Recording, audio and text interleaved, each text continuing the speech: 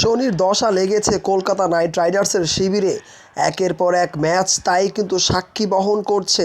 আজকের ম্যাচেও Kolkata Knight Riders Chennai Super কিংসের কাছে মুখ থুবড়ে পড়েছে। কখনো বা ব্যাটিং, কখনো বা বোলিং, এমন একটা পরিস্থিতিতে কলকাতা নাইট রাইডার্স একেবারে নাজেহাল অবস্থা। এর আগের ম্যাচগুলো কলকাতা নাইট রাইডার্স বাজেভাবে হেরেছে, আজকের ম্যাচেও তার ব্যতিক্রম নয়। 192 রানের ম্যাচে কলকাতা নাইট রাইডার্স 160 রানে গুটিয়ে গেছে। 32 রানের একটা জয় তুলে নেয় চেন্নাই সুপার কিংস। পয়েন্টস টেবিলের একেবারে তলানিতে রয়েছে শাহরুখের এই দলটা। ব্যাটিং অর্ডারের পরিবর্তন আনলেও ভাগ্যের পরিবর্তনটা করতে পারেনি কলকাতা নাইট রাইডার্স।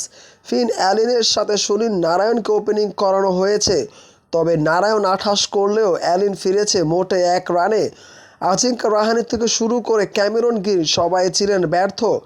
বরুণ চক্রবর্তী বোলিংটা ভালো করলেও ব্যাটিংটা সুবিধা করতে পারেনি। অপরদিকে অরোরা তিনি দিয়েছেন 55। সুনীল নারায়ণ থেকে শুরু করে কেউই কিন্তু ঠিকঠাক মতো নিজেদের জাতটাকে চালাতে পারছে না এবারের আইপিএলের ম্যাচগুলোতে। এই জন্য এক অন্যরকম কলকাতাকে দেখছে কলকাতার ফ্যান, মুখ থুবড়ে পড়েছে। একের পর এক বাজে ইনিংস খেলে যাচ্ছেন কলকাতা নাইট রাইডার্স। বিদায়ের পরটা হয়তো একেবারেই রাস্তাটা ক্লিয়ার করছে। 5টা ম্যাচ এখন পর্যন্ত হয়েছে, একটা পরিত্যক্ত। 4টা ম্যাচই হেরেছে। বাকি ম্যাচগুলো কলকাতা নাইট রাইডার্স জিততে পারবে কিনা তা আদৌ সংশয়ের বিষয়। তবে এই কলকাতা নাইট রাইডার্সকে দেখতে চায় না কলকাতা ফ্যান।